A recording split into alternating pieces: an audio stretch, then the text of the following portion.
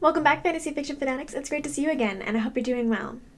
Today is going to be another book review, and today's book is going to be Song of Silver, Flame Like Night by Amélie Wen Zhao.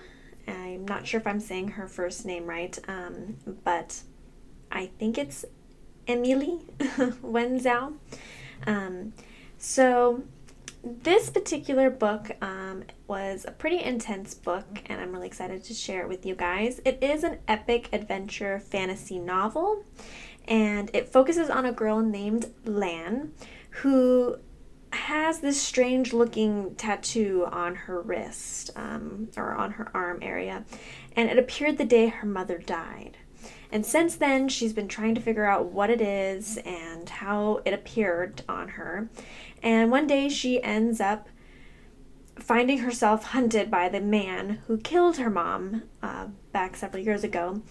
And she is saved by a Hin practitioner who promises to take her to his school to teach her magic and to help protect her from the Atlantean man who is hunting her. So while she is on this adventure, she might be able to find out some hints about what happened to her mom, about the tattoo, and how to become stronger. So it's a pretty intense book. It's also quite a thick book. I wouldn't really say it's like extraordinary, like long or anything like that, but it is a little bit of a longer, denser book. So do be prepared for that if you decide to try it. So I have three things that I really, really liked about this book. The first thing is how deep the development of the world and the magic system is. Like, it's pretty in-depth, and it's very much expressed in this novel, like how much work went into creating this world. There's a lot of politics involved. There's a lot of real explanation about magic and how it works and why it works the way it does. So I do really like that this world is very much fully developed, and it does have a lot of detail on those aspects. So great on the world building. I also really like the characters a lot. I think all of them are really strong characters. They're likable. There's many different side characters that are also interesting and exciting to learn about, even if they aren't in it as much as Lan and Zen, who is the Hin practitioner who saves her. He's also pretty much of a prominent character. And I do like how these two characters that are the main two have this duality to them. Lan is very much a strong-willed woman who is trying to take care of herself and has seen the darker slums of life, so she's a bit more crass, she's a bit more blunt. And then there is Zen, who's much more of that scholarly, I don't want to say uptight, but more proper type person, and they do have this good duality nature that really balances each other out, so I like that a lot. And the third thing I like is that there is a lot of mystery in this story and a lot of surprises. Like, seriously, so many surprises. A lot of things I didn't really see coming. I didn't realize that we were developing things in a certain way, and then at the end, or when we got to certain events, I'm like, oh my gosh, like, that's what this was leading to.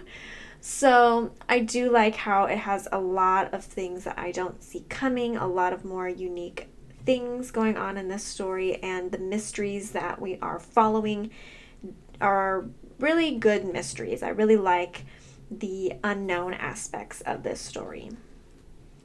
Now, for what I didn't like is, so the world building is great and it's excellent, and I like that there's a lot of it, but sometimes it can get a little dry because of the extra world building. So the politics, especially at the beginning, it's so dry. It's very much you have to kind of push through it, at least for me, unless you really, really like learning about that kind of stuff. But there's a lot of explanation about how the world's politics came to be where they're at, and, you know, the Atlanteans taking over the Hin and trying to destroy their culture and all this stuff. It's kind of all laid out for you at the beginning and sometimes in other places, and they're like explaining and it's explaining, and I'm just like, oh my gosh, I just want to get into the story here. So it is good. I do like how rich the story is, but the actual reading of some of these parts can be kind of dry. And that's the other thing I don't really like about sometimes the magic, is that when they're explaining overly, it can get kind of boring, where you're just like, okay, I get it. Like, let's just do some magic. Why don't we? And so I like it, it's kind of a duality thing where I really like that about this story, where it is so intense and so unique and so thought through. But then sometimes the execution of the explanation is just so much that the character has to have like a full monologue to explain it. And that's where I'm just like, okay, now we're just getting bogged down with all the details. So again, love, hate a little bit with it. I really like that aspect of how, rich it is, and yet sometimes it does get points where it bogs down the actual story. And then the last thing that was something that I didn't totally like as much is how at the end just keeps going. There was like several moments where I was like, this is it. This is the end. This should be where we're at. This is the last main event that's going to roll out. And then it's like, oh, and now we got another thing. Oh, now we got another thing. So the aspects of it were good. And once we got to the end, I realized where the author was taking us, and wanting the ending to be. And it made sense. But I just felt like there was many moments where it felt like it was also an ending. And I didn't really like how we felt like we were ramping up to an end or to a breaking point. And then we just kept going. So I'm not really sure if that was just me and my experience with it, or if maybe it was just not executed as well.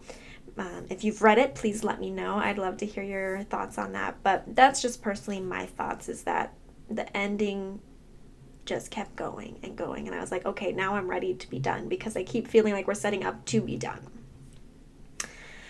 Overall, would I recommend this book? Yes, I would. I think it is a good recommendation. I think there is a lot of things for different readers depending on what you're reading for. Just be prepared for it to be a little bit of a denser book, a little bit more of something you have to trudge through on those little bit drier points. But overall, very solid story. I liked a lot of the aspects. I liked a lot of the fantasy elements and things. So I do think that it is a good read still. I did listen to it as an audiobook. In the audiobook, I felt like the reader was really great. I do like it as an audiobook. Maybe it wouldn't feel quite so dry and dense if I had read it physically. I'm not sure. But either way, I do think that the audiobook is a good suggestion if you are thinking about trying it and that is your preferred method of reading books. All right, that is it on this particular book. Let me know if you have read it, what your thoughts are on it, or if you're going to pick it up and give it a try. Let me know. I'd love to hear what you think after you read it. And if you liked this book review and you don't mind, give me either a like or a subscribe would be great. I would really appreciate the help in that department, and it would really be great to know how well I'm doing on these book reviews. All right, I'll see you guys in the next one. Bye.